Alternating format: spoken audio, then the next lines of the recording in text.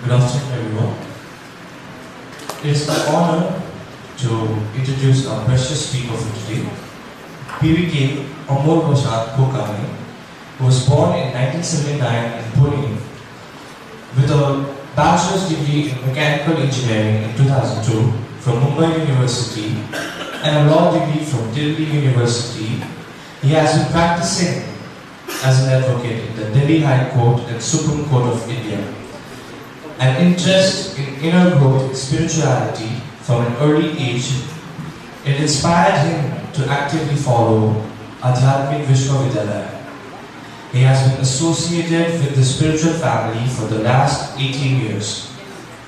Thereafter, he decided to do selfless service of entire humankind through the spiritual practices of Sahaj Raj Yoga based on Srimad Bhagavad Gita.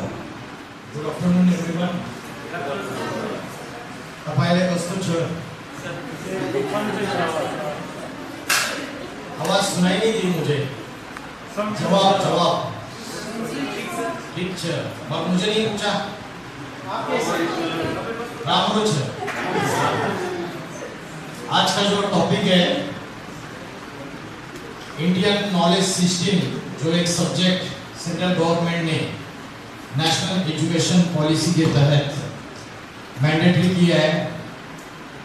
Before beginning seminar, the topic is the science of self realization and who am I. Before beginning the seminar will do the meditation for 2 minutes. बचपन से आपने meditation की होगी, लेकिन आज मैं आपको unique method of meditation बताऊंगा। आपने बचपन से जो मेडिटेशन किया होगा वो आंखें बंद करके किया होगा, लेकिन Bhagavad Gita chapter number 6 verse number 12 and 13 से संप्रेक्षण मीन्स आंखें खुली रख के आपको ध्यान लगाना है। आपने महादेव के, शिव शंकर भोलेनाथ के पोस्टर्स और मूर्तियां देखी रहेगी। He is in deep meditation stage. आप बताइए, उनकी आंखें कंप्लीटली क्लोज रहती है या पार्शियली ओपन रहती है? It is partially open, not completely closed. माँ अपने बच्चे को याद कर रही है। बच्चा अमेरिका चला गया तो माँ बच्चे को याद करने के लिए आंखें बंद करके याद करती है क्या? Does she close her eyes and does she remember her child? No. तो आज हम आंखें बंद करके जो अभ्यास कर रहे हैं उसको कर्म योग नहीं कहेंगे। And Bhagavad Gita talks about karma yoga means remaining in the meditation while performing karma, while performing actions. तो आज जब हम खाना खाते हैं तब हम ध्यान नहीं करते, और जब ध्यान करते आंखें बंद करके तब खाना नहीं खा सकते या कोई भी काम नहीं कर सकते।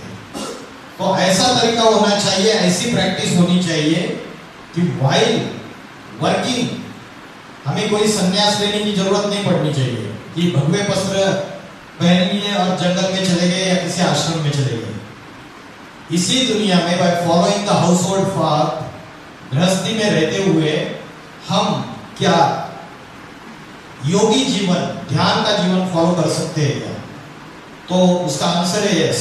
तो मैं आपको नया मेथड ऑफ मेडिटेशन बताऊंगा। आपको सबको सीधे बैठना है, गर्दन सीधी, पीठ सीधी, कमर सीधी।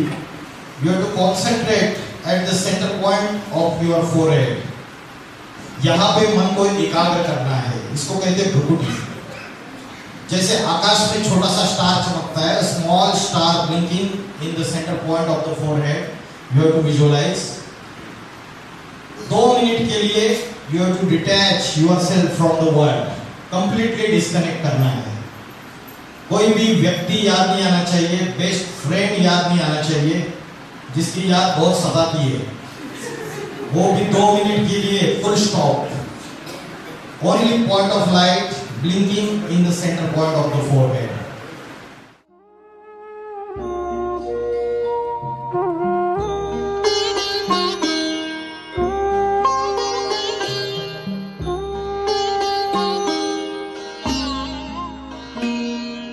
ज्योति बिंदु परमात्मा से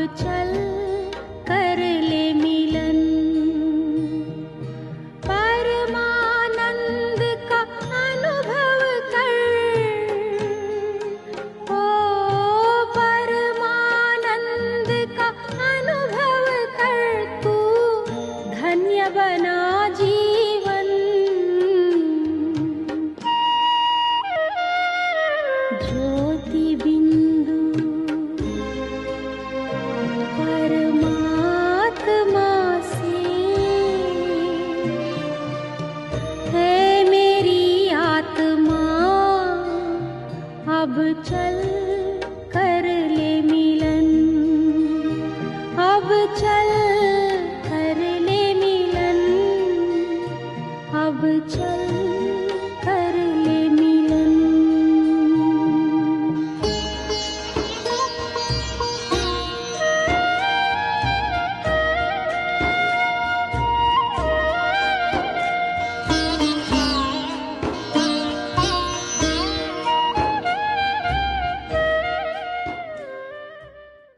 Is Bhagavad Gita, the science of self-realization.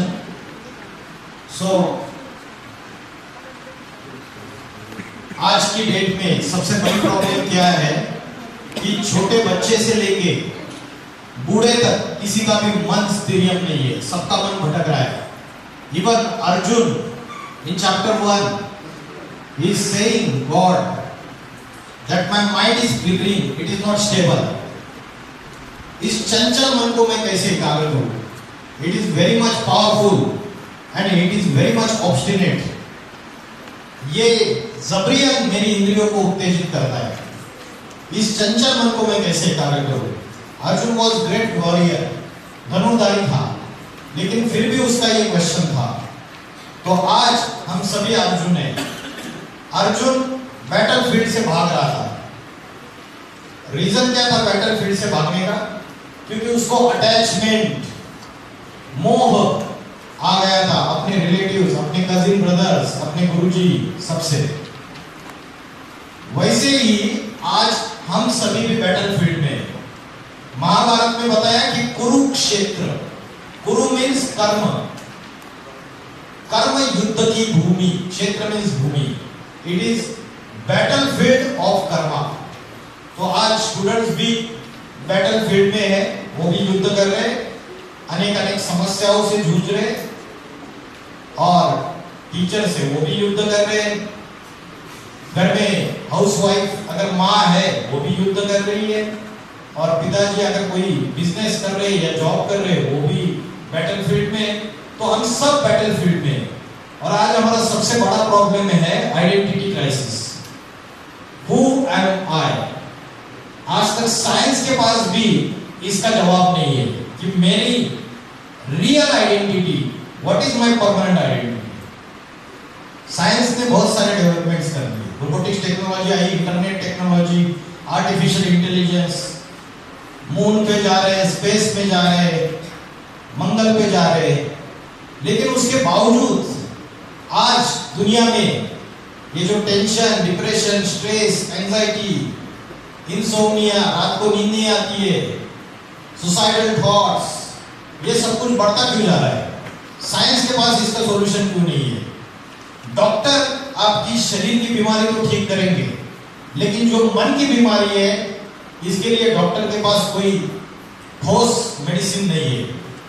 तो उसका जो सॉल्यूशन है वो स्पिरिचुअलिटी में है।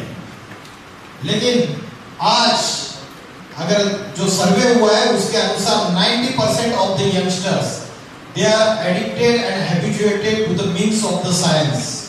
They have forgotten the power of self, that is the power of silence. एक है मॉडर्न साइंस और एक है साइलेंस की पावर। माँ बच्चे को वीडियो कॉलिंग से ट्राई कर रही है मोबाइल से, बच्चा अमेरिका में और कनेक्शन नहीं हो रहा है, पुअर नेटवर्क, और उसी समय माँ बच्चे को सच्चे दिल से याद करती है। इज इट पॉसिबल कि बच्चे को वहां पे अमेरिका में टचिंग हो जाए? And he is saying that अपने फ्रेंड को कि मेरी माँ मुझे याद कर रही होगी, शायद हिचकी आती है। Is it possible? है पॉसिबल क्या? डीडीएलजे देखा आपने? नहीं बोल रहे हो। शाहरुख मन के अंदर बोलता है पलट जाती है। तो पॉसिबल है। 7 समंदर पार वो माँ के वाइब्रेशन ट्रैवल करके वो बच्चे के पास जा सकते हैं। जहां आपकी साइंस एंड टेक्नोलॉजी फेल हो जाती है वहां मन के शुद्ध पवित्र वाइब्रेशंस काम करते हैं।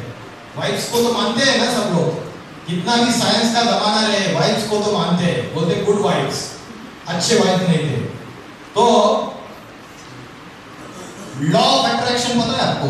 What you think so you become, what you imagine so you create. जैसा आप सोचते हो वैसा ही आप बनते हो। और हम अपने थॉट से अपना वर्ल्ड, अपनी दुनिया क्रिएट करते रहते हैं। आज इंटरनेट के यूज की वजह से, सोशल मीडिया के यूज से साइकोसोमैटिक डिसऑर्डर्स के प्रॉब्लम बढ़ते चले जा रहे हैं। China is the first country who declared addiction of the internet as a disease. Facebook manipulated 6,89,000 users' emotions. Direct impact of social media on our emotions. कभी depression आ जाता है, कभी स्ट्रेस, कभी एंजाइटी, कभी टेंशन, कभी वायलेंट हो जाते हैं। कोई वायलेंट कंटेंट वाला मूवी देख लिया, वो हीरो शुरू से लेके एंड तक पीटता ही रहता है विलन को, तो हमारे अंदर भी वायलेंस आ जाता है, इविल फोर्सेस एंटर कर जाते हैं, हम घर में चिल्लाना चालू कर देते हैं। तो हम जो देखते हैं आंखों से, जो कंटेंट, उसका असर हमारी बुद्धि के ऊपर, मन के ऊपर पड़ता है। जैसे आप बॉडी को फीड करते हो वैसे आपकी बॉडी हेल्दी बनती है। आज हम माइंड और इंटेलेक्ट को क्या फीडिंग कर रहे हैं, सोचो आप। सवेरे से लेकर रात तक आप अपने आप को चेक करो कि मेरे माइंड में निगेटिव थॉट्स, वेस्ट थॉट्स ज्यादा आते हैं या पॉजिटिव थॉट्स ज्यादा आते हैं। एनालाइज करो रात को सोते समय, कितने नेगेटिव थॉट्स आते हैं, कितने वेस्ट थॉट्स आते हैं और कितने पॉजिटिव थॉट्स आते हैं।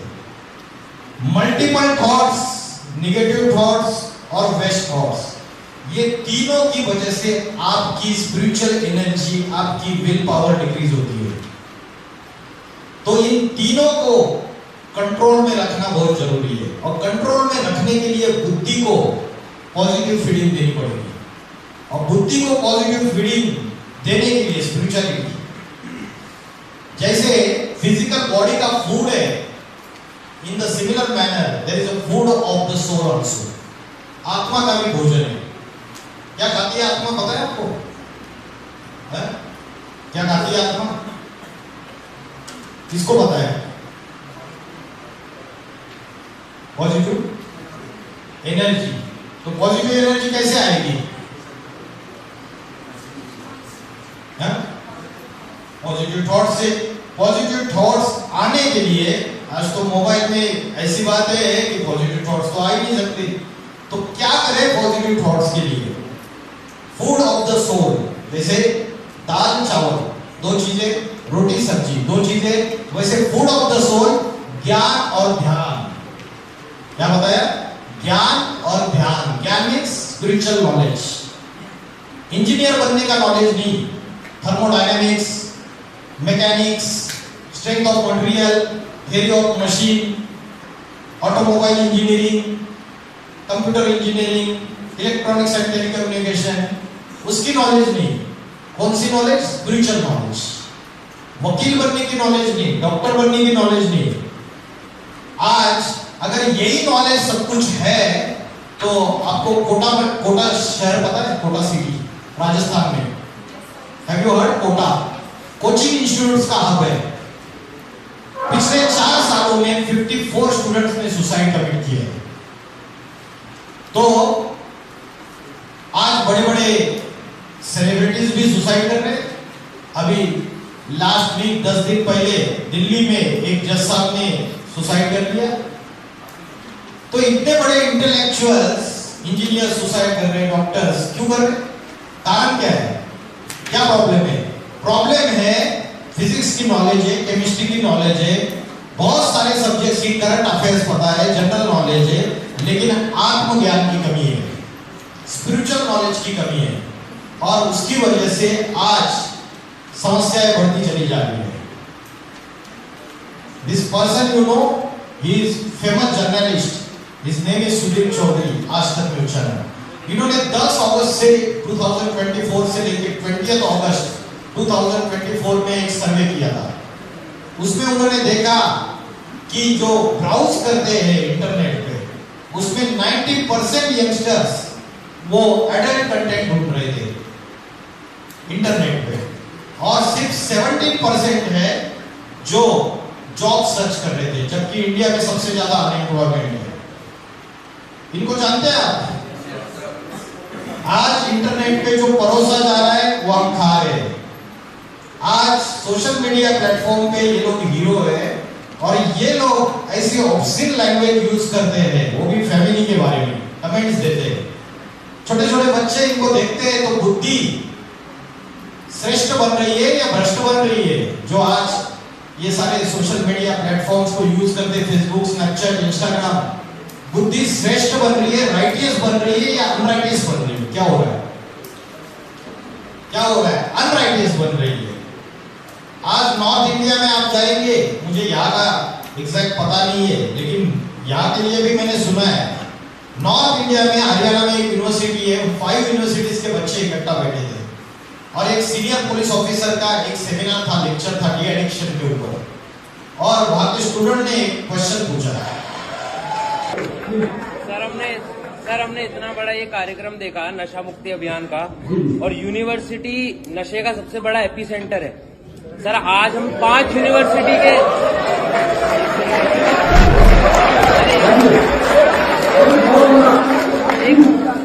सर हम 5 यूनिवर्सिटी के बच्चे यहाँ पर, 4 यूनिवर्सिटी के बच्चे यहाँ पर बैठे हैं।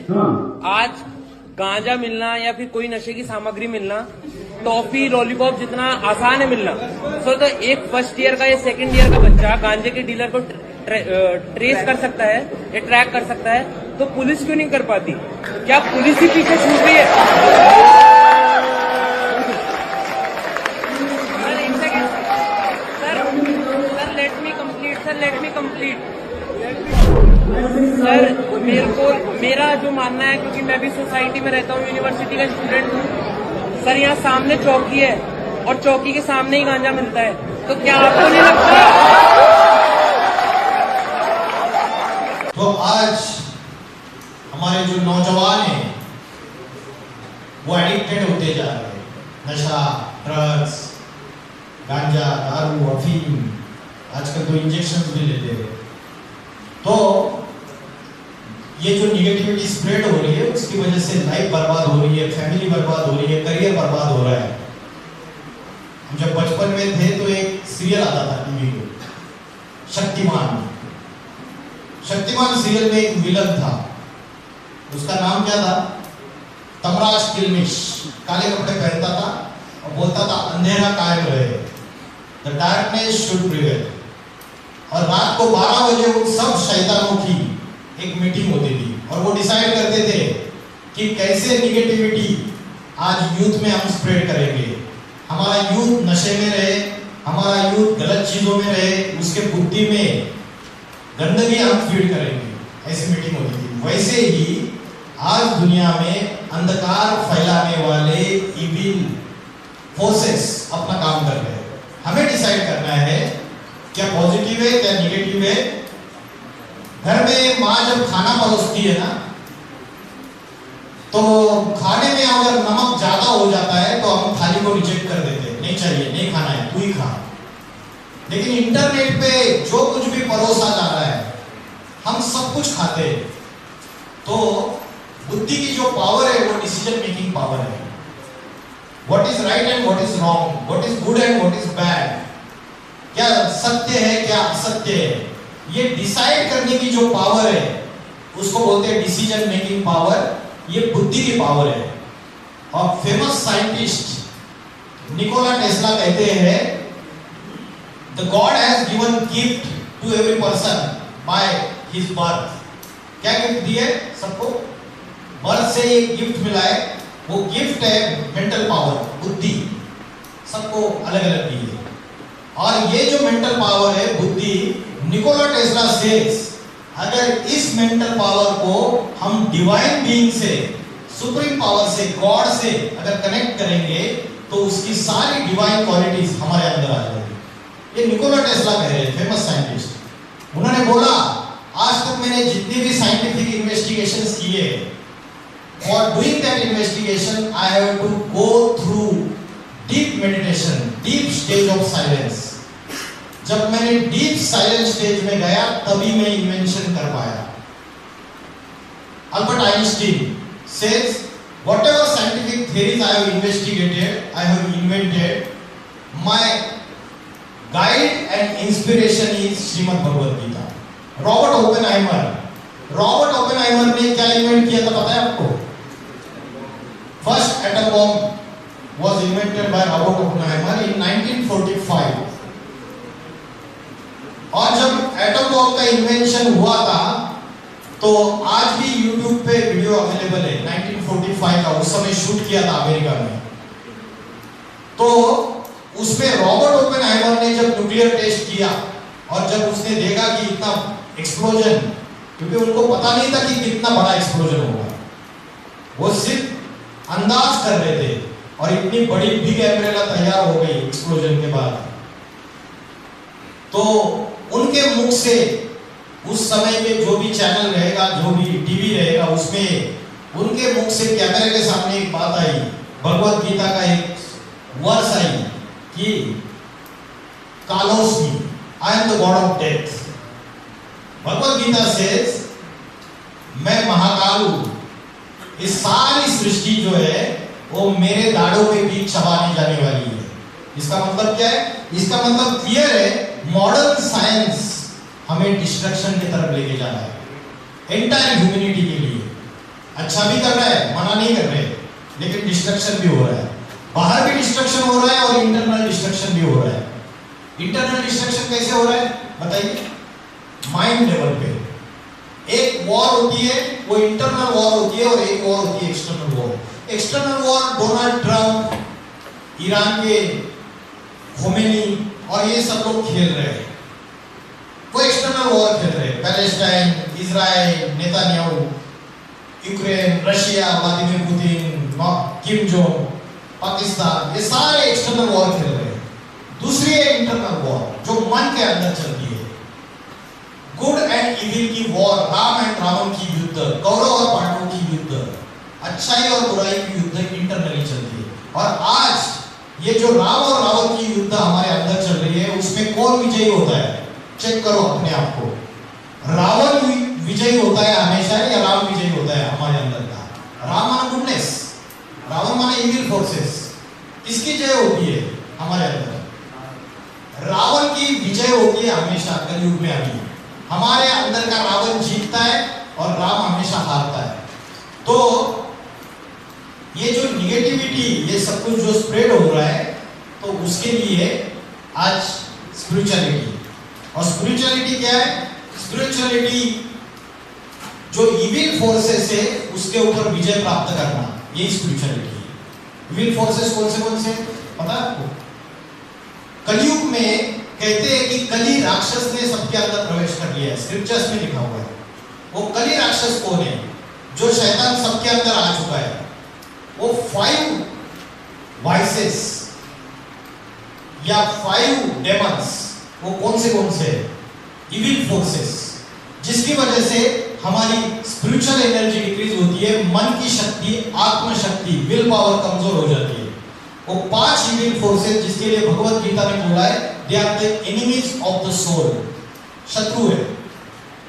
इन शत्रुओं की हत्या करनी चाहिए। वो कौन से? जो हमारे माइंड और इंटेलेक्ट को डिस्ट्रॉय कर रहे हैं। इंटरनल वॉर में भी डिस्ट्रक्शन है, और बाहर अगर थर्ड वर्ल्ड वॉर हो गई तो न्यूक्लियर वॉर जरूर होगी, क्योंकि आज छोटे से छोटे कंट्री के पास न्यूक्लियर वेपन्स है। मॉडर्न साइंस ने ह्यूमैनिटी के डिस्ट्रक्शन के सारे साधन तैयार कर लिए। 1 सेकंड रिमोट कंट्रोल का एक बटन दबाने की देर है, 1 सेकंड में ये सारी सृष्टि विनाश हो सकती है। तो इंटरनल वॉर में भी फेल हो रहे हैं और एक्सटर्नल वॉर में भी डिस्ट्रक्शन हो रहा है। इंटरनल वॉर, ये जो साधन आ गए मोबाइल, इससे माइंड और इंटेलेक्ट का डिस्ट्रक्शन हो रहा है।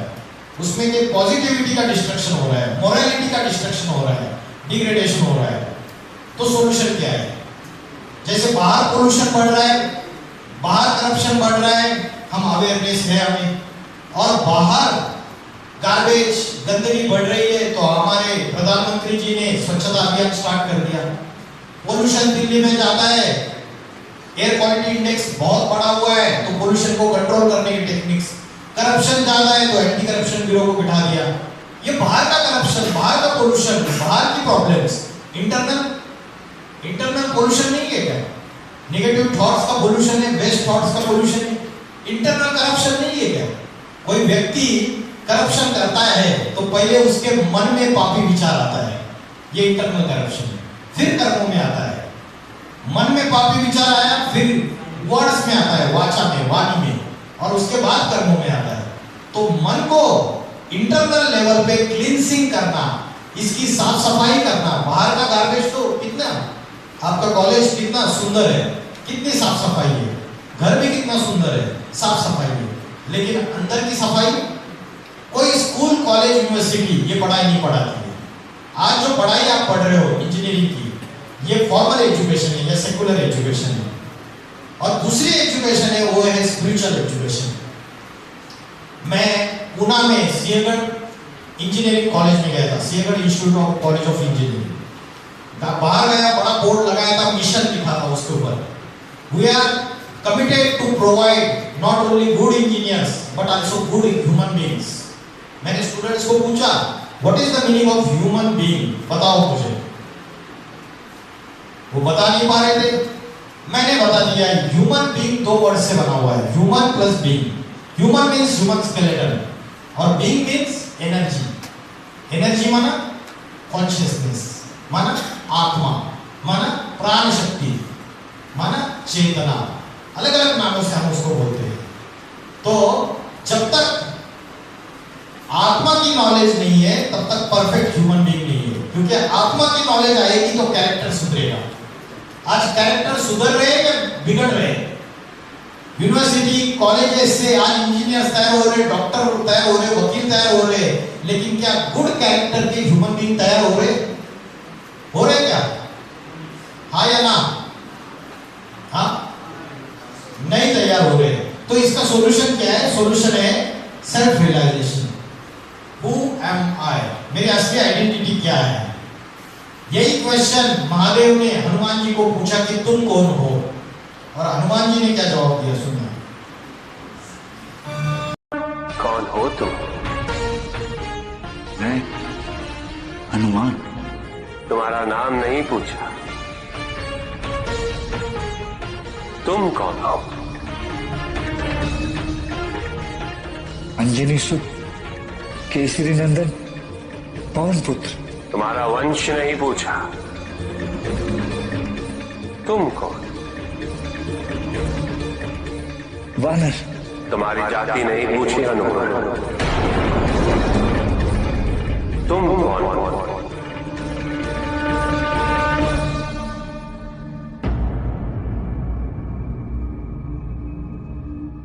मुझे ज्ञात नहीं, मुझे केवल ये ज्ञात है कि मुझे कुछ ज्ञात नहीं। मुझे अभी यही ज्ञात है कि मैं स्वयं अज्ञात हूं। तो आज हमारी भी यही हालत हो चुकी है।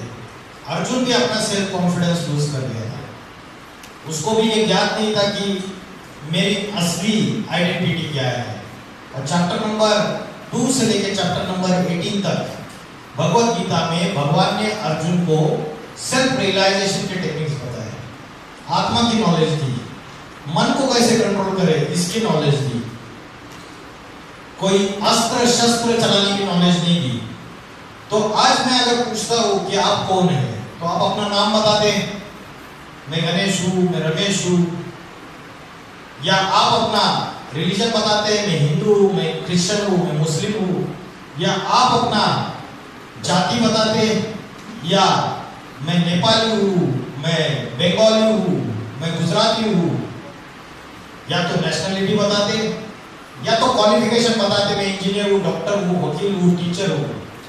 तो ये जो हमारी आइडेंटिटी है, ये हमारी परमानेंट आइडेंटिटी नहीं है, हमारी टेम्पररी आइडेंटिटी है। जो परमानेंट आइडेंटिटी हम भूल चुके हैं, और उसकी वजह से आज हम पीस एंड हैप्पीनेस के सर्च में हमें मिल नहीं रहा है। हम व्यक्तियों में पीस एंड हैप्पीनेस ढूंढते हैं, बोलते कि ये मेरा बेस्ट फ्रेंड हो जाएगा तो मैं बहुत सुखी हो जाऊंगा, और बेस्ट फ्रेंड थोड़े समय के लिए रहता है, फिर ब्रेकअप हो जाता है, तो फिर दुखी हो जाते, अटैचमेंट में आ जाते, नई शादी हो जाती है, पति पत्नी में बहुत प्रेम होता है, इतनी अटैचमेंट हो जाती है, फिर थोड़े दिन के बाद झगड़े चालू हो जाते हैं, फिर रिलेशन ये हो जाते। तो आज जो हैप्पीनेस है वो मोमेंटरी हैप्पीनेस है, आज फिजिकल बॉडी और फिजिकल बॉडी के जो सेंस ऑर्गन्स है, इससे हम जो प्लेजर एक्सपीरियंस कर रहे हैं वो मोमेंटरी है, वो परमानेंट नहीं है। और गलती क्या हुई कि हम अपनी असली आइडेंटिटी को भूल गए। हमारी असली आइडेंटिटी क्या है? I am a soul, I am not a physical body. मैं एक आत्मा हूं, मैं शरीर में हूं। और आज हम फिजिकल बॉडी समझ गए, इसलिए बॉडी कॉन्शियसनेस में है। और बॉडी कॉन्शियसनेस में है इसलिए इविल फोर्सेस अटैक कर रहे हैं। और वो इविल फोर्सेस जो 5 डेमन्स है, वो कौन से है? जिसकी वजह से बॉडी कॉन्शियसनेस आता है। अभी थोड़ी देर पहले मैंने पूछा था, तो 5 डेमन्स है काम, क्रोध, लोभ, मोह, अहंकार, लस्ट, एंगर, ग्रीड, उसके बाद अटैचमेंट और ईगो। ये 5 डेमन्स है। उन 5 डेमन्स की वजह से बॉडी कॉन्शियसनेस आता है। अगर हम सोल कॉन्शियसनेस में है तो 100% पीस एंड हैप्पीनेस। जैसे बॉडी कॉन्शियसनेस में आते हैं, सेंस ऑर्गन्स के कॉन्शियसनेस में आते हैं, तो हमारी बुद्धि, हमारी माइंड की जो लेवल है वो नीचे उतर जाती है। तो फिजिकल बॉडी ये मेरी असली आइडेंटिटी नहीं है। जब तक उसमें आत्मा प्रवेश ना करे वो फिजिकल बॉडी डेड बॉडी है। आत्मा निकल गई तो भी डेड बॉडी है फिजिकल बॉडी। जब आत्मा प्रवेश करती है तो उसको कहते हैं जीवात्मा। हम आंखों से देख सकते, मुख से बात कर सकते हैं, कानों से सुन सकते हैं, जब आत्मा प्रवेश। अच्छा, मैं एक क्वेश्चन पूछता हूं आपको, डेड बॉडी को आपने डंडे से पीटा, क्या डेड बॉडी को दुख होगा क्या? बताइए, नहीं होगा। कारण क्या? क्योंकि सुख और दुख आत्मा भोगती है, शरीर नहीं भोगता। ये बात हम भूल गए। और आत्मा को जो सदाकाल का सुख चाहिए वो कैसे आता है? वो आत्मा का ध्यान करने से आता है, मेडिटेशन। तो आज शरीर का भोजन तो हम ले रहे, food of the body, but we forgot what is the food of the soul. And food of the soul is spiritual knowledge, spirituality. तो आत्मा का भोजन जो है वो आज हम भूल गए। जैसे ये गाड़ी है, गाड़ी के ड्राइवर का भोजन अलग है और गाड़ी का भोजन अलग है। वैसे आत्मा का भोजन अलग है और शरीर का भोजन अलग है। शरीर का भोजन के लिए हम 3 टाइम खाते हैं, बहुत कॉन्शियस, इसको बोलना नहीं पड़ता है। लेकिन आत्मा का भोजन हम लेते ही नहीं है। और आत्मा का भोजन है स्पिरिचुअल नॉलेज और मेडिटेशन। मेडिटेशन मतलब योग। ये 2 आत्मा का भोजन है। जैसे हम शरीर के ऊपर मैला जमा होता है तो स्नान करते हैं, वैसे ही ज्ञान ये जल है। और इस ज्ञान जल से जो मन और बुद्धि के ऊपर जो मैला है निगेटिविटी का, वो वॉश आउट होता है, धोया जाता है। तो स्पिरिचुअल नॉलेज थ्योरी है और मेडिटेशन या योग ये प्रैक्टिकल है। जब स्पिरिचुअल नॉलेज की थ्योरी समझेंगे तो बुद्धि में विजडम आएगा, विवेक जागृत होगा। और विवेक जागृत होगा तो हम प्रैक्टिकल मेडिटेशन करेंगे, मन को एकाग्र करेंगे। तो आत्मा का ध्यान करने के लिए आत्मा कहाँ रहती है ये पता होना चाहिए। शरीर में नाक के ऊपर रहती है, यहाँ रहती है, यहाँ रहती है, कहाँ पे कॉन्सेंट्रेट करना है? इन्होंने जवाब दिया आत्मा यहाँ रहती है। क्या प्रूफ है आपके पास? यहाँ रहती है, प्रूफ है। भारत की जो कन्या माता है, हमारी बहनें, यहाँ पे बिंदी लगाती है और पुरुष लोग यहाँ पे टीका या तिलक लगाते हैं। हजारों साल पहले जब ऋषि मुनियों को ये पता चला कि मनुष्य बॉडी कॉन्शियसनेस में आ रहा है, अपने फिजिकल बॉडी को ये सब कुछ समझ रहा है, तब ये बिंदी लगाने की और टीका लगाने की ट्रेडिशन शुरुआत हो गई। आज हम बिंदी और तिलक तो लगा रहे हैं, लेकिन उसके स्पिरिचुअल सीक्रेट को भूल गए कि आत्मा यहाँ रहती है भ्रुकुटी के बीच में। तो आत्मा भ्रुकुटी के बीच में centre point of the forehead रहती है। और भगवत गीता में भी बोला है भ्रूर मध्य प्राण आवेश समय का, भ्रुकुटी के मध्य में प्राण शक्ति स्थित है। तो आत्मा तो आंखों से दिखती नहीं है, और जो चीज दिखती नहीं उसको हम मानते नहीं है। स्विच ऑन कर दिया, फैन चल रहा है तो इलेक्ट्रिक करंट फ्लो हो रहा है, आंखों से दिखता है क्या? नहीं दिखता है। लेकिन हम उसको साइंस के ऑब्जर्वेशन से, एक्सपेरिमेंट से एनालिसिस करके मानते हैं कि इलेक्ट्रिक करंट फ्लो हो रहा है। In the similar manner spirituality में इंटरनल एक्सपेरिमेंट है, इंटरनल अनुभूति है, एक्सपीरियंस है, सबका अलग अलग है। तो आत्मा यहां रहती है, ये भी महसूस कर सकते हैं, अनुभव कर सकते हैं। लेकिन आत्मा तो very, it is infinitesimal then the atoms and molecules, बहुत सूक्ष्म है। उसको याद कैसे करें? जैसे आकाश में स्टार चमकता है, वैसे छोटा सा स्टार यहां चमक रहा है, आपको विजुअलाइज करना है, आत्मा का ध्यान कर सकते हैं आप देखिए, अगर 6 मंथ्स 180 डेज अगर रेगुलरली आप हाफ एन आवर मॉर्निंग में ब्रह्म मुहूर्त के समय इसका अभ्यास करते हैं तो आपकी टेंशन, डिप्रेशन, स्ट्रेस, बहुत सारे प्रॉब्लम सॉल्व हो जाएंगे, लाइट फील करोगे, हल्कापन आएगा, natural peace and happiness.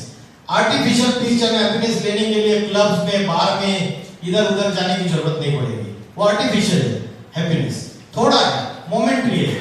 Natural happiness आपके अंदर है, आप बाहर ढूंढ रहे हो। कस्तूरी मृग को पता है आपको?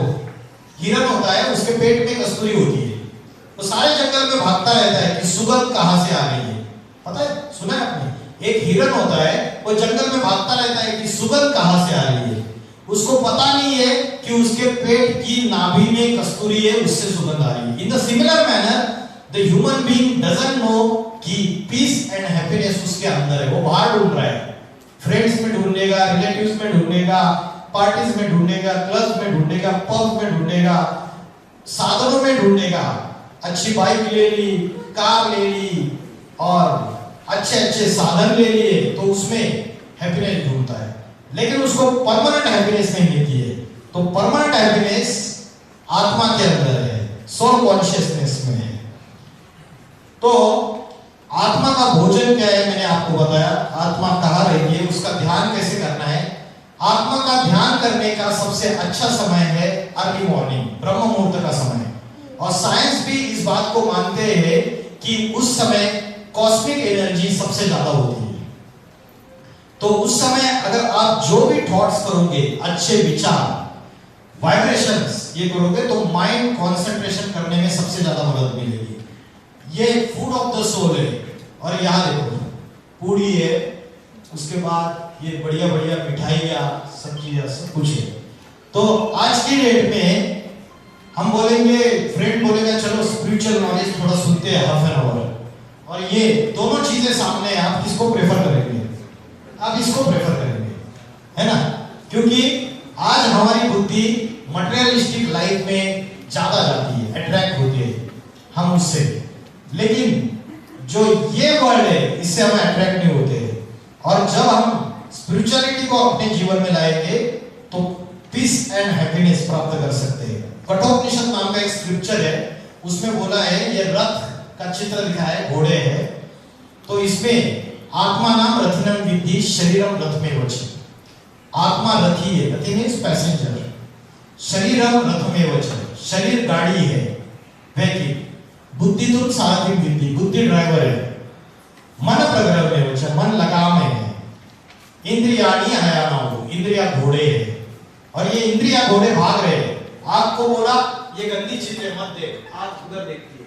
कान को बोला ये गंदी बातें मत सुन, कान और जाके सुनते हैं, अच्छा ऐसी बात है।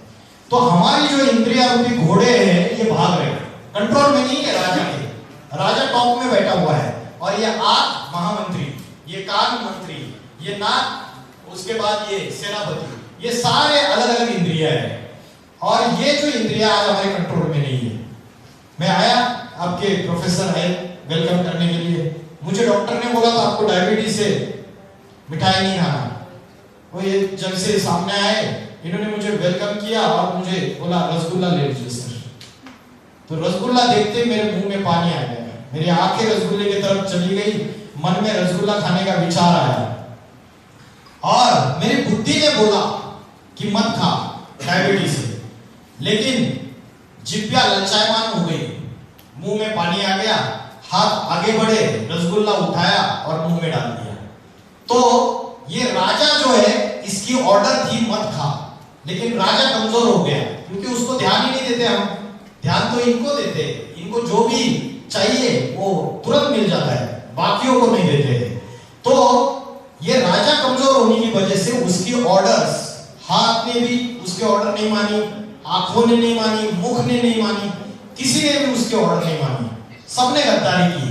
तो राजा को स्ट्रॉन्ग बनाना पड़ेगा, सब कुछ ठीक हो जाएगा। ये बुद्धि रूपी जो ड्राइवर है, ये ड्रंकर्ड है, दारू पिया हुआ है, तो गाड़ी को गड्ढे में लेके जाएगा।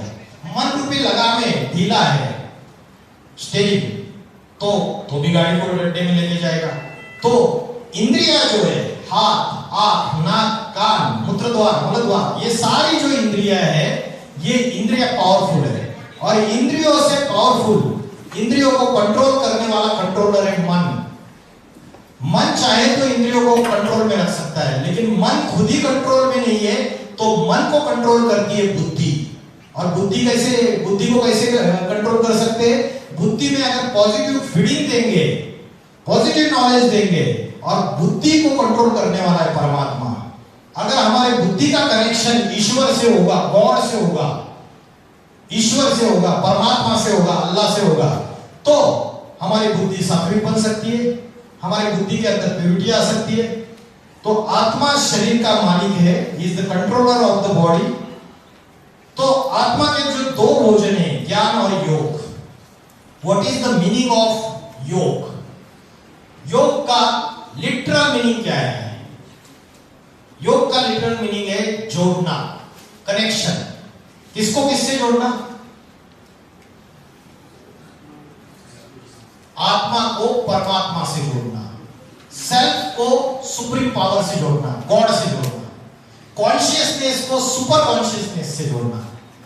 तो ये योग है। लेकिन आज हमने गलती कर दी, हमारा एक मिसकंसेप्शन है, हमने योगासन और प्राणायाम को योग समझ लिया। योगासन और प्राणायाम शरीर को स्वस्थ रखने के लिए।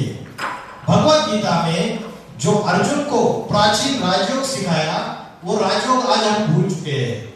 वो राजयोग है, वो कहता है कि आत्मा का जो परमात्मा से योग है, वो राजयोग है।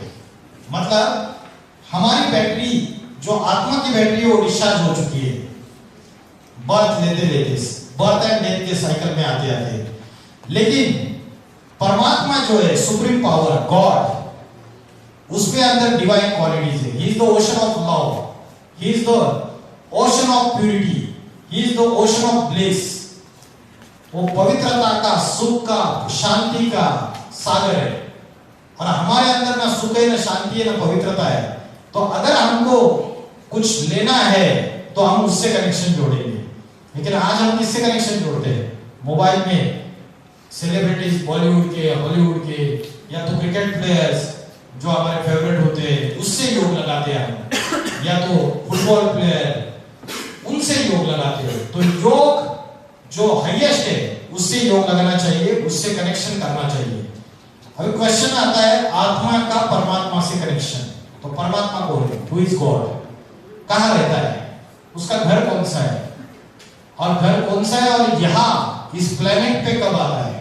आता है या नहीं आता है? तो हिंदुइज्म में देखेंगे तो विष्णु को भगवान बोलते हैं, शंकर को, गणेश को, हनुमान जी को, बहुत सारे भगवान हो गए। इस्लाम में अब्राहम जिन्होंने इस्लाम की शुरुआत की, उनको भगवान मानते हैं। बुद्ध को भगवान बुद्ध कहते हैं, महावीर को भगवान महावीर कहते हैं, क्राइस्ट को भी कई लोग भगवान मानते हैं, गुरु नानक जी को भगवान मानते हैं, उनके फॉलोअर्स। शंकराचार्य, उनको भगवान शंकराचार्य कहते हैं। स्वामी नारायण ऐसे, जेवियर से, ख्वाजा है, साईं बाबा को साईं बाबा भगवान बोलते हैं। तो भगवान इतने सारे होते हैं क्या? आज पेड़ पौधे में सूर्य को, रिवर को, फायर को, एनिमल्स को, उनको भी भगवान मानते हैं। तो भगवान इतने सारे हैं क्या? नेचर को भगवान मानते हैं। सन्यासी लोग बोलते हैं हम ब्रह्मास्मि, बोलते हैं शिवो हम ही परमात्मा है, हम ही गॉड है। आपके अंदर भी गॉड है, इनके अंदर भी गॉड है, सबके अंदर गॉड है। अगर सबके अंदर गॉड है तो आज प्रॉपर्टी के झगड़े के लिए भाई भाई का गला क्यों काट रहे हैं? आज अबला नारी के ऊपर बलात्कार क्यों हो रहे हैं? रेप केसेस क्यों हो रहे हैं? एक्चुअली हमारी मिसकंसेप्शन है। God is one, truth is God and God is truth. और हिंदुइज्म में बोला है सत्यम शिवम सुंदरम, एक शिव ही सत्य है। तो एक वो सुप्रीम पावर है, वो 100% सत्य है। हमारे अंदर उसकी थोड़ी लेकिन वो 100% सत्य है, 100% पावर है। तो गॉड इज वन। डीटीज अलग अलग हो सकते हैं, ढेर सारे हो सकते हैं। हिंदुइज्म में भी 33 करोड़ डीटीज को मानते हैं। तो डीटीज ढेर सारे हो सकते हैं। देवदेव महादेव उनको बोलते हैं मॉनिटर, मुखिया।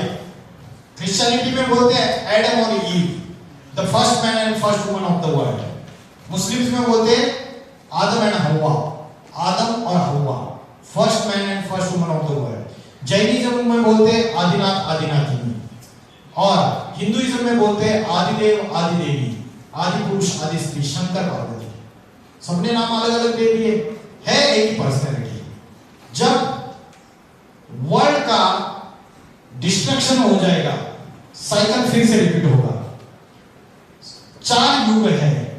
कौन से 4 युग है पता है आपको? सतयुग, त्रेता युग, द्वापर युग, कलयुग। अभी कौन सा युग चल रहा है? रॉन्ग। याद करो कौन सा युग चल रहा है अभी? अभी चल रहा है घोर पापी कलयुग।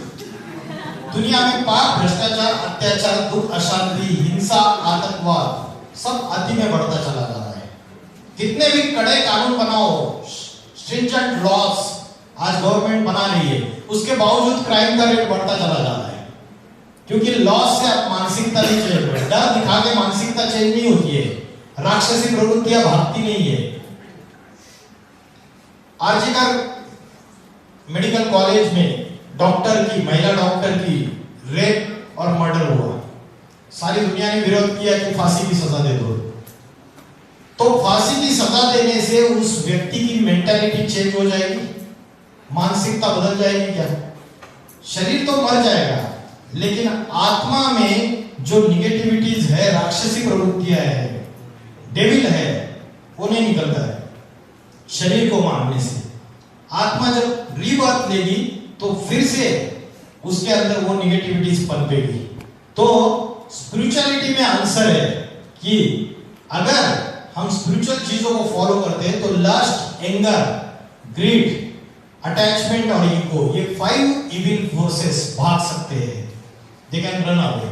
तो ये जो 4 युग है, सतयुग को क्रिश्चियन लोग बोलते हैं हेवन या पैराडाइज, मुस्लिम लोग बोलते हैं जन्नत, क्रिश्चियन लोग बोलते हैं पैराडाइज, और हिंदू लोग बोलते हैं स्वर्ग या वैकुंठ या राम राज्य। सबने उसको नाम अलग अलग दे दिए। एक आइडियल नेशन की कंसेप्ट है जिसमें एक जाति, एक धर्म, एक भाषा, एक राजा, एक राज्य। आज अनेक जातियां हैं, अनेक भाषाएं, अनेक धर्म है, उसकी वजह से झगड़े हैं, अनेकता में झगड़े हैं। और जब एकता है तो झगड़े खलास। तो सतयुग ये ऐसा युग है जिसमें 100% पीस एंड हैप्पीनेस। आज के जैसे अकाले मौत नहीं है, एक्सीडेंटल डेथ, मर्डर, आज के जैसे चीटिंग, फोर्जरी, फ्रॉड, किसी भी प्रकार के क्राइम्स नहीं है, दुख नहीं है। आज जो फाइनेंशियल क्राइसिस होती है वो नहीं है, रिलेशनशिप ब्रेकअप होती है वो नहीं है, किसी भी प्रकार की कोई समस्या नहीं है, कोई बीमारियां नहीं है। शाश्वत सुख और शांति का युग है। तो ये पुरानी दुनिया, कलयुग, हम इधर है, एक्सट्रीम सिचुएशन पे पहुंच चुके हैं, और ये नई दुनिया है, old world, new world, sinful world, pure world. तो अगर यहां जाना है तो आत्मा को प्योर बनाना पड़ेगा। अभी सबकी आत्मा इम्प्योर बन चुकी है। इंप्योरिटी को प्यूरिटी में कन्वर्ट करना है तो स्पिरिचुअल नॉलेज, राजयोग की शिक्षा, और कलयुग से सतयुग का जो ट्रांसफॉर्मेशन होता है, जैसे रात्रि के बाद दिन आता है और दिन के बाद फिर से रात्रि आती है, साइक्लिक इन नेचर है। In the similar manner this 4 yugas are cyclic in nature. Negativity और झूठ का अंत होता है कलयुग में और सतयुग की शुरुआत हो जाती है। जैसे मकान पुराना बनता है तो मकान का मालिक नया मकान बनाता है, लेकिन पहले पुराना मकान नहीं तोड़ता है, पहले नया मकान बांध के तैयार करता है, अपने फैमिली मेंबर्स को शिफ्ट करता है नए मकान में, फिर पुराना मकान तोड़ता है। ऐसे ही ये दुनिया जब पुरानी हो जाती है, इसमें जब काम, क्रोध, लोभ, मोह, अहंकार, निगेटिविटी सारी बढ़ती चली जाती है, तो उस समय उस समय ये जो समय है 100 इयर्स का समय, ट्रांसफॉर्मेशन फेज, इसको बोलते हैं संगम युग, कन्फ्लुएंस एज। ये समय है इनकार्नेशन ऑफ गॉड। हेलो, तो आप बोलेंगे इसको कैसे माने? भगवत गीता में एक रेफरेंस है, उसका आने का टाइमिंग है, वो कब आता है इस धरती पर। तो उसमें रेफरेंस दिया है यदा यदा हि धर्मस्य, जब धर्म की ग्लानि होती है, इररिलीजियसनेस बढ़ती जाती है, अधर्म का बोलबाला होता है, तब दुर्जनों का विनाश करने के लिए, सज्जनों की रक्षा करने के लिए मैं आता हूं। क्रिश्चियंस लोग कहते हैं God father is liberator and guide. अगर लिबरेटर एंड गाइड, तो लिबरेट कब किया और कब गाइड किया? लिबरेट करेगा।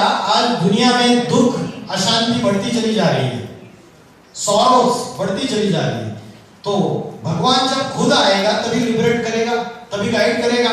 वो तब आने का समय जो है वो ये समय है, लास्ट समय, ट्रांसफॉर्मेशन की जो फेज है। वो आकर क्या करता है? वो आकर स्पिरिचुअल नॉलेज देके टीचर बन के आता है, सद्गुरु बन के आता है, और कैसे निगेटिव और इविल फोर्सेस को हमें हटाना है और कैसे पावन बनना है, इसकी नॉलेज देता है। सहज राजयोग की शिक्षा बताता है। ये सहज राजयोग की शिक्षा क्या है? ये व्यक्ति ध्यान में बैठा है, आत्मा का ध्यान कर रहा है सेंटर पॉइंट ऑफ फोरहेड पे, और परमात्मा गॉड से अपना कनेक्शन जोड़ रहा है, और ये ब्रह्म मुहूर्त के समय उठ के ध्यान का अभ्यास कर रहा है। जिस आसन पे बैठा है, it is based on the 4 pillars. The first pillar is celibacy, ब्रह्मचर्य। ब्रह्मचर्य मतलब self control, control on your mind, control on your sense organs, इसको बोलते हैं सेलिबसी। आज सेलिबसी है क्या? छोटे छोटे बच्चों के अंदर सेल्फ कंट्रोल खत्म हो चुका है। ब्रह्मचर्य का अर्थ है purity of mind, purity of speech and purity of karma. तो first pillar for Sahaj Rajyoga, spiritual education is brahmacharya, you have to follow. Second one is pure food, शुद्ध अन्न। जैसे खाओगे अन्न वैसे बनेगा मन, और जैसे पियोगे पानी वैसे होगी वाणी। As a food so the mind. कितने लोग मानते हैं इस बात को? As a food so the mind. कोई मानता है? हाँ जी, 1। तो आप किसी रेस्टोरेंट में गए और शेफ खाना बना रहा है, और खाना बनाते वक्त उसके मन में गंदे विचार चल रहे, पापी विचार चल रहे, किसी का मर्डर करने के विचार चल रहे, और खाना बना रहा है, डिलीशियस डिश कुक कर दी, उसमें स्पाइसेस वगैरह डाल दिए, सर्व कर दिया। अभी वो जब खाना बना रहा था तो उसके हाथों से, आंखों से वाइब्रेशन निकल रहे थे। उस वाइब्रेशन का असर उस अन्न के ऊपर होता है, और जो अन्न उसको ग्रहण करता है, कंज्यूम करता है, उस व्यक्ति के माइंड में वही पापी विचार आना चालू हो जाते हैं। Telepathy is the science which deals with transmission of thoughts from one mind to another mind, विचारों का आदान प्रदान एक मन से दूसरे मन में। तो जो व्यक्ति खाना बना रहा है उसका मन प्रसन्न है, शांत है, भगवान की याद में खाना बना रहा है, तो उस भोजन का मन के ऊपर पॉजिटिव असर होता है। आज सबका बुद्धि डेमन जैसा, डेविल जैसा क्यों बनता जा रहा है, शैतान जैसा? इसलिए क्योंकि खाने पीने में जो भोजन है हमारा, उसके ऊपर ध्यान नहीं है। कलयुग में 2 प्रकार के दोष है, एक है अन्न दोष और दूसरा है संग दोष। संग दोष माना बैड कंपनी। बैड कंपनी गड्ढे में लेके जाती है, और अच्छी कंपनी रहेगी तो वो हमें कई गलत चीजों से बाहर निकालते हैं। तो दूसरा है शुद्ध अन्न, तीसरा है दैवी गुण, डिवाइन क्वालिटीज। अगर हम हमारे अंदर की जो डेमोनिक ट्रेट्स है उसको निकालेंगे तो डिवाइन क्वालिटीज हमारे अंदर आ जाएगी। कौन सी डिवाइन क्वालिटीज है और कौन से डेमोनिक ट्रेट्स है? Chapter number 16 of Bhagavad Gita. YouTube में, गूगल में आप सर्च कर सकते हो। झूठ बोलना ये डेमोनिक ट्रेट है, बचपन से सुनते आए, लेकिन सब झूठ बोलते हैं, सवेरे से लेकर रात तक। बड़े भी बोलते हैं, छोटे भी बोलते हैं, सब झूठ बोलते हैं। हिंसा करना ये क्या है? ये भी राक्षसी प्रवृत्ति है, लेकिन हिंसा करते नहीं तो दूसरों से कराते। तो ब्रह्मचर्य ब्रह्मचर्य, शुद्ध अन्न, डिवाइन क्वालिटीज एंड सत्संग, true company, good company, these are the 4 pillars of the सहज राजयोगा। और अगर हम इसको फॉलो करते हैं अपने लाइफ में लगातार 6 months, अगर आप ब्रह्म मुहूर्त के समय सवेरे 4 बजे उठ जाएंगे तो आधा घंटा आप ध्यान करो, मेडिटेशन, और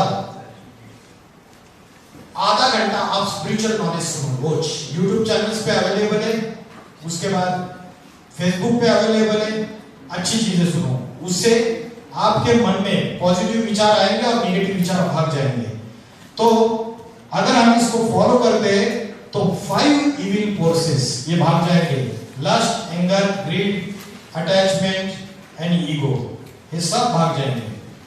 तो ये जो 4 युग मैंने बोला और ट्रांसफॉर्मेशन की फेज बोला, तो मैं लास्ट कंक्लूडिंग बता रहा हूं आपको। ये जो ट्रांसफॉर्मेशन की फेज जो मैंने बताई आपको, इसका साइंटिफिक एविडेंस क्या है? तो साइंटिफिक एविडेंस ये है कि सारी दुनिया वर्ल्ड वॉर 3 के कगार पे खड़ी है। कभी भी वर्ल्ड वॉर 3 स्टार्ट हो सकती है, और अगर वर्ल्ड वॉर 3 स्टार्ट हो गई तो न्यूक्लियर वॉर जरूर स्टार्ट होगी। और अगर न्यूक्लियर वॉर स्टार्ट होगी, न्यूक्लियर वेपन्स का एक्सप्लोजन होगा, तो क्या होगा? क्या होगा? न्यूक्लियर वेपन्स का अगर एक्सप्लोजन होगा तो अर्थ का टेम्परेचर इंक्रीज हो जाएगा, ग्लोबल वार्मिंग। अर्थ का टेम्परेचर इंक्रीज होने से क्या होगा? क्या होगा? अर्थ का टेम्परेचर इंक्रीज होने से जो ग्लेशियर्स है वो मेल्ट हो जाएंगे, अभी भी मेल्ट हो रहे हैं। ज्यादा मेल्ट होने से जो मीन सी लेवल है वो बढ़ जाएगा, और मीन सी लेवल बढ़ने से जो बड़े बड़े आइलैंड्स है वो समुद्र के अंदर चले जाएंगे। मलेशिया, बैंकॉक, थाईलैंड, ये जितने भी है, न्यूजीलैंड, ऑस्ट्रेलिया, यूरोप के कई देश, अमेरिका, ये सारे समुद्र के अंदर चले जाएंगे।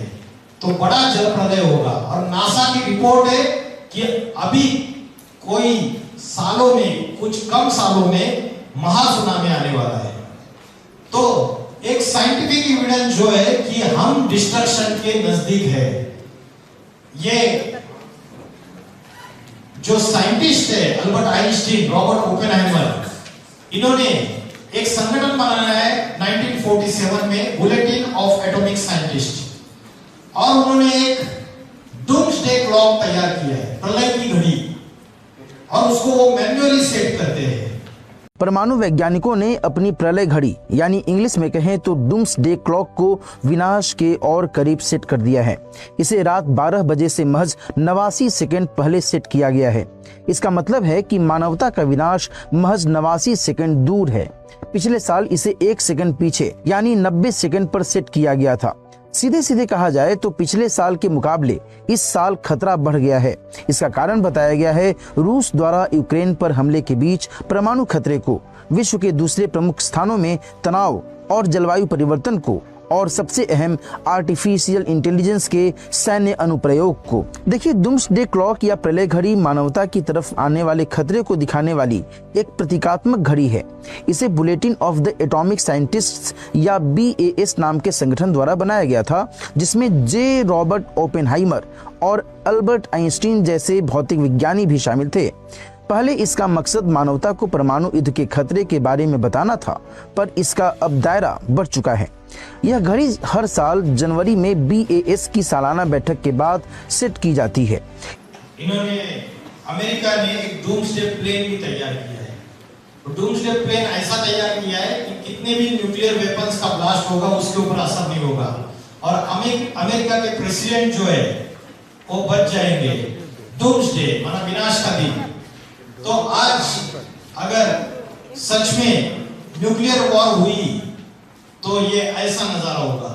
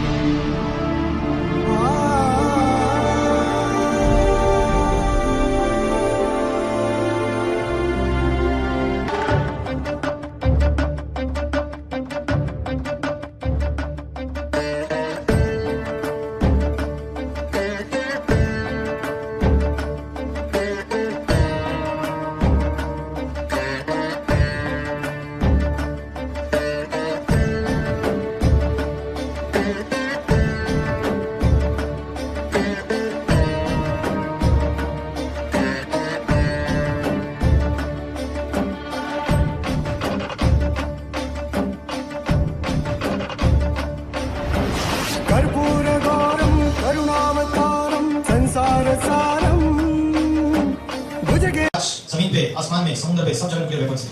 हम समझते हैं कलयुग अभी बहुत सारा बचा हुआ है, लेकिन कलयुग अभी थोड़ा सा बचा हुआ है। और ये प्लेनेट जो है, ये lust, anger, greed, attachment, ego, इनकी आग में चल रहा है। आज जो डोनाल्ड ट्रम्प जो ईरान के साथ युद्ध कर रहे हैं और जो व्लादिमीर पुतिन जो यूक्रेन के साथ युद्ध कर रहे हैं, ये सत्ता का अहंकार है, ईगो है। तो आज ये 5 विकारों में सारी दुनिया पूरी तरीके से जल रही है।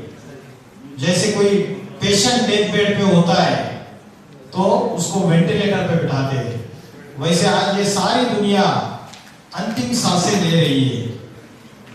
महाविनाश सामने खड़ा है और हम अज्ञान की निद्रा में जी रहे।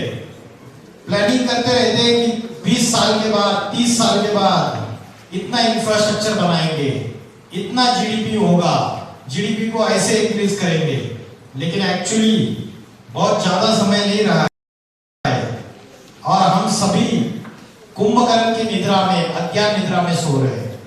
आज हमें आत्मा की नॉलेज नहीं है, परमात्मा की नॉलेज नहीं है। विश्व शांति के वर्ल्ड पीस कॉन्फ्रेंसेस बड़े बड़े किए जाते हैं। यूनाइटेड नेशंस ऑफ ऑर्गेनाइजेशन जैसी संस्थाएं जो पीस एस्टैब्लिशमेंट के लिए बनी हुई है, वो संस्थाएं फेल हो रही है। They are puppets in the hands of America and Russia, super power. तो शांति कैसे स्थापन होगी? शांति स्थापन होती है, साइलेंस की पावर स्थापन होती है योग से, योग बल से। और योग मतलब मेडिटेशन, बॉडी कॉन्शियसनेस को हटाना और सोल कॉन्शियसनेस में स्थित होना, आत्मा का ध्यान करना, स्पिरिचुअलिटी खुद अपने बुद्धि में धारण करना और दूसरों को स्प्रेड करना।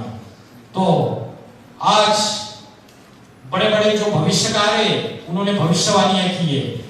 नॉस्ट्राडेमस सबसे पॉपुलर प्रेडिक्टर है। नॉस्ट्राडेमस, किरो, किट, एंडरसन, जूरबर्न। उसके बाद भारत में गोपीनाथ शास्त्री, कल की पुराण, भविष्यवाणिका के अच्युतानंद स्वामी, इन सभी ने जो भविष्यवाणियां की है उसमें एक कॉमन भविष्यवाणी है कि 21st सेंचुरी में नॉर्थ इंडिया से एक महापुरुष का अवतार होगा। वो योगियों का योगी होगा। वो आत्मा और परमात्मा के ऐसे रहस्य प्रकट करेगा और ऐसी आध्यात्मिक क्रांति लाएगा दुनिया में। ऐसा आध्यात्मिक संगठन स्थापन करेगा कि दुनिया में अनेक धर्म, अनेक जातियां, अनेक भाषा, अनेक राज्य, इसका विनाश हो जाएगा और एक सत्य धर्म फिर से स्थापन हो जाएगा, जिसमें एक धर्म, एक राज्य, एक भाषा। आज हम यूनिफॉर्म सिविल कोड की बात करते हैं। इस पूरी दुनिया में यूनिफॉर्म सिविल कोड लगेगा और जिसमें सद्भाव होगा, 100% सुख शांति होगी। तो ऐसा जो समय रहता है, उस समय जब दुनिया में अज्ञान अंधकार फैल जाता है, उस समय ज्ञान सूर्य, परमात्मा या गॉड इस सृष्टि पर आते हैं और उनके द्वारा सृष्टि का परिवर्तन होता है, जिसके लिए हम एक त्योहार मनाते हैं, महाशिवरात्रि। शिव जब अवतार लेते हैं तो उसके लिए महाशिवरात्रि क्यों बोला, रात्रि शब्द क्यों प्रयोग किया? उसका कारण है कि कलयुग ये अभी रात्रि है, इसमें पाप होते हैं, पापों की रात्रि है, अंधकार है, अज्ञान का अंधकार है। उस समय भगवान आके ज्ञान का प्रकाश देते हैं और दुनिया को परिवर्तित करते हैं। तो आगे चल के एक धर्म, एक राज्य, एक भाषा, लक्ष्मी नारायण का राज्य आएगा, जिसको हेवन बोलो, पैराडाइज बोलो, सतयुग बोलो, राम राज्य बोलो, स्वर्ग बोलो, वैकुंठ बोलो या जन्नत बोलो, एक ही चीज है। ओम नमः शिवाय। Thank you very much.